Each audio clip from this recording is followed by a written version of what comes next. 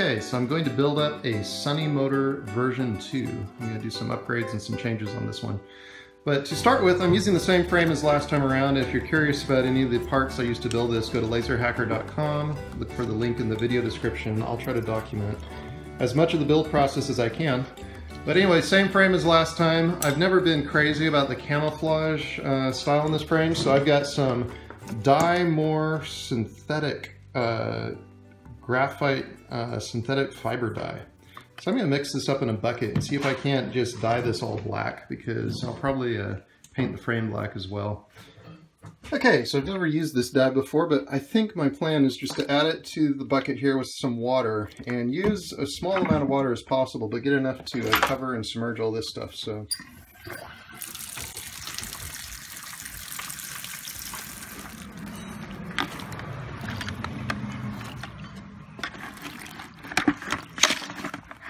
Okay, so just took them out of the water with the dye. You can still see some of the camo peeking through, but it looks a lot better. It would probably disappear, but I think I'm going to let this dry out and then put it back in the solution and maybe do that a couple times. Really darken that up, get it as black as I can. Okay, so a lot of the parts are starting to arrive for the Sunnymotor V2. And I'm pretty excited about this project. Unfortunately, Hobby King doesn't have the Fat Boy 300 electronic speed controls in right now, so I'm probably going to have to take some of the parts from my V1 build and use in my version 2 build. So the speed controller is probably coming from here, unless that shows up in stock. You know, I'll have to make a new frame, so I've got a new frame here, then lots of aluminum tubing. I'm going to try some new connectors that have an anti-spark connection point. Kind of excited to try that out. These are the XT90 size connectors. And this really nice BEC, 10 amp BEC. I don't really need that much in amperage, but I really like the fact that this one can handle high input voltage. You know, it can do 11 to 60 volts on the input. That's really nice. And then I've got a bigger charger, so I can charge it faster off DC if you're using solar panel battery setup. And I also have this AC 1080 watt power supply to power this charger for AC charging. Okay, so I'm making good progress. I just got the area set up for the batteries, and instead of down here like I did last time, I'm going to keep the center of gravity up closer to my back so it doesn't hang out so far. So I put this little runner here to support the batteries. I've got the Velcro. This is construction industrial style heavy duty Velcro from Lowe's. And I went ahead and riveted here at the points that'll be in between where the battery packs line up, so that this Velcro can't rip off from the plywood. And it makes a nice nice support for the batteries. They can lock right in there. When the batteries are all on there and secure, there's a strap that goes around all of them, and it lines up between these 2 points, which kind of centers it. And it cinches down and holds them all in tight. So anyway, it's coming along nicely. Fun little project. Okay, so one of the most asked questions on the previous Sunnymotor had to do with the hand throttle control and how I wired it up to the servo tester. And this is the method I used. I basically opened up the hand control and I brought the servo tester down inside of here. And what I've got here is I took the area where the potentiometer that adjusted the servo tester was at, and I removed it, and I soldered 3 servo wires onto that. And I brought these 3 wires up and I connected them to the trigger potentiometer or slide resistor based device right here, and that controls the resistance as it slides up and down there, and it has a point to connect 3 wires.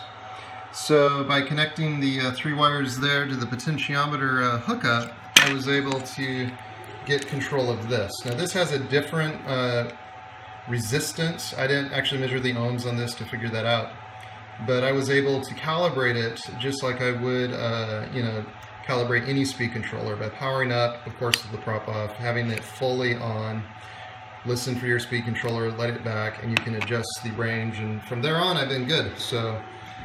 Anyway, that's what's inside of here. That's how I did that. It's pretty simple. You can see the hookup points there.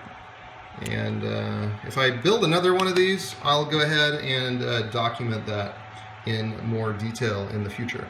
So I'm 3D printing a motor mount for the Sunny Motor V2, and it's a large ABS part. I was trying to print it solid, and I got a lot of lifting up here on the edge, a lot of warp. You can see the bottom's not flat, it curves up, and I really need this to be flat on the bottom. So I went ahead and went with a non-solid fill, one size up from this, and I put it inside a trash can, and there's a 40-watt light bulb inside there. So this is the setup, and this is just to keep it warm so that I end up with a flat 3D print in a large ABS part. Should work. Again, I went up on the hole size. It should still be plenty strong for this application, but that should also help it not warp up so much on the edge. So anyway, that's my trial at getting a nice 3D print in large in ABS with no warping. We'll see how it works.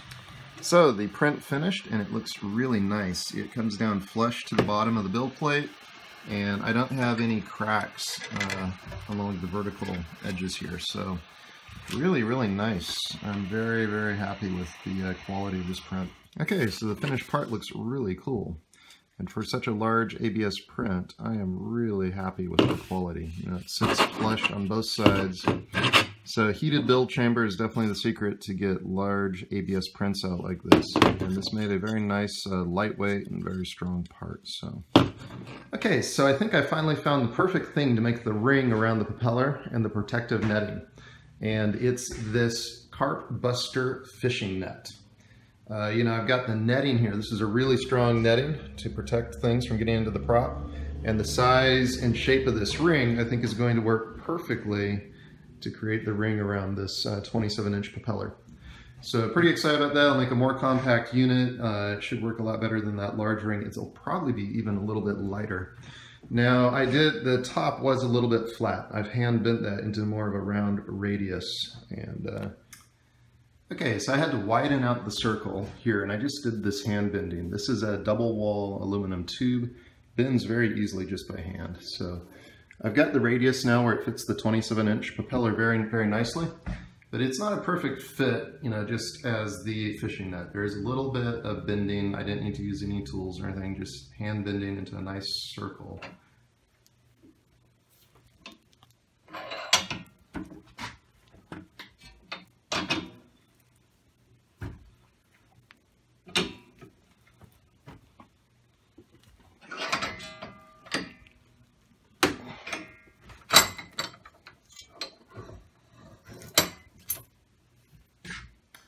Okay, so I've got the ring set here on the frame, and it turned out really, really nice. So I love that I get the net that I need with the ring, and the ring really did turn out to be just the right size for this little setup. So it's going to be a lot more compact than it was last time around. Last time around I had this little tiny 27-inch prop inside this, you know, huge ring, so it took up a lot more space. This will be a lot easier, just throw in the trunk of the car, take out to the flying field, so I really like it.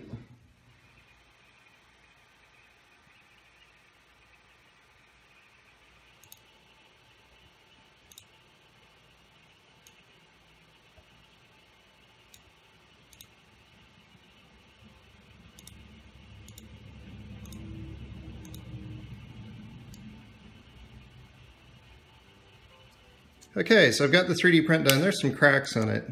So right here it's cracking open because it's fairly thin walled at those points, and also here.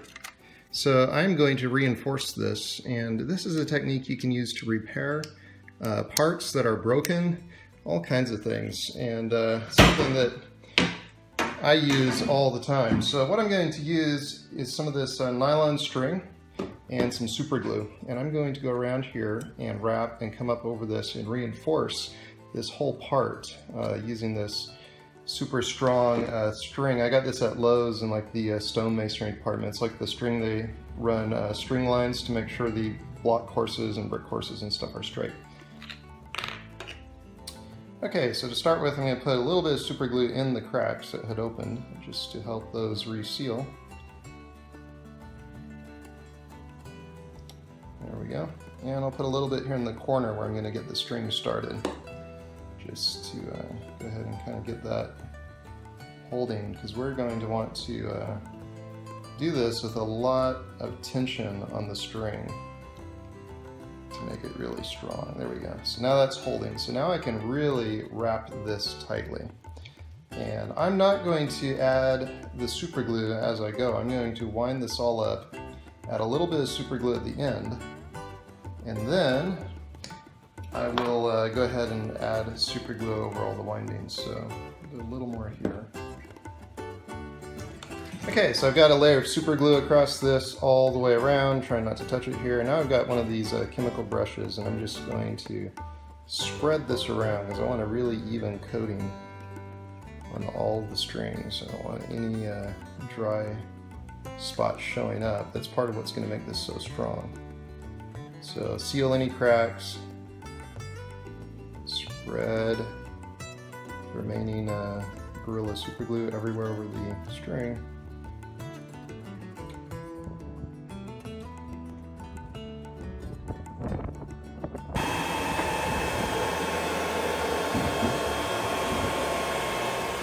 Okay, so I really like this carbon fiber propeller, and check out the links in the video description to get over to laserhacker.com. I'll put a link to this prop where you can order it. I ordered this out of Germany. It took a couple weeks to get here, but it is a nice prop. It's quieter and produces more thrust. And I also really like these connectors. These are the XT90 anti-spark connectors. So all I have to do to connect the batteries now is just plug each one of these in. I don't have to connect them with the bullet connectors in series, in which you could make a mistake. It's just plug and go basically. So I can just plug these in. Charging's real easy as well, but I love the way they stop the spark from happening because we're running at 50 volts. And before, when I connect everything up, there would be a spark. Plus these are just really easy to unplug and plug in. The other thing I've gone to is an upgraded BEC here. That's a major plus over the last one I was using. Put a link to that as well. And that comes with this really nice little setup here. There's a light on here, and this light's green, but when your battery starts to get low, this light starts flashing red. So in addition to my voltage meter, in which I stop flying when under load, I'm down around 42.5 volts or so, I also have this, which will start blinking, and you'll notice that on your hands. This is just an added safety feature. When this is in, even if this gets switched on and you throttle it, nothing happens. So you remove this before flight, that makes this active. You turn this to on. Once that goes to on, then you've got the ability to power up. So just extra safety features, and really like it. And then of course the net on here from the fishing net was a great addition as well. So overall, it's got a lot more safety features built into it. Very happy with the Sunny Motor V2. I expect to have a lot of adventures with it, a lot of good flights. All right.